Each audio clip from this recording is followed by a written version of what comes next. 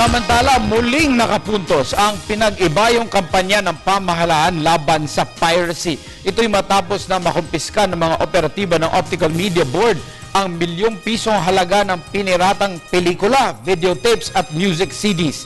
Ang ulat mula kay Alvin Baltazar.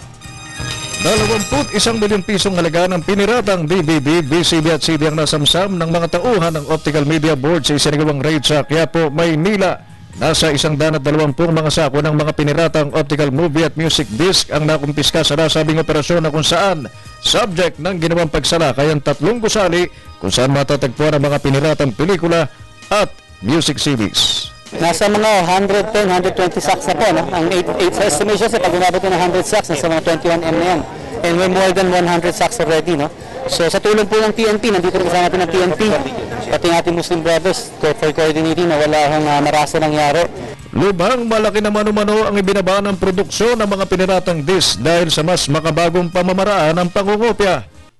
Ang downloading, ganun pa man, malaking problema pa rin daw ito na dapat hanapan ng remedyo, gayong isang paraan din ito upang bumagsak ang movie at music industry, hindi lang dito sa Pilipinas kundi sa iba't ibang panig ng mundo.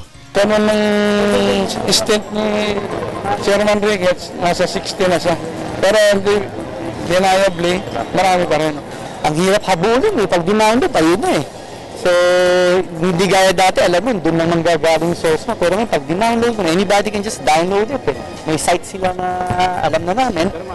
Wala namang naaresto ang tropa ng Optical Media Board sa ikinasang raid sa Quiapo area habang wala ding replicating machines na natiso ng mga otoridad.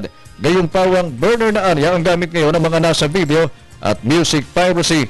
Kaya ganito ayon kay Ricketts na nagsisip na ang mga kawatan upang makapangopya ng mga pelikula at tugtuging makukuha na ngayon sa internet. Para sa Telebisyon ng Bayan, Alvin Baltazar.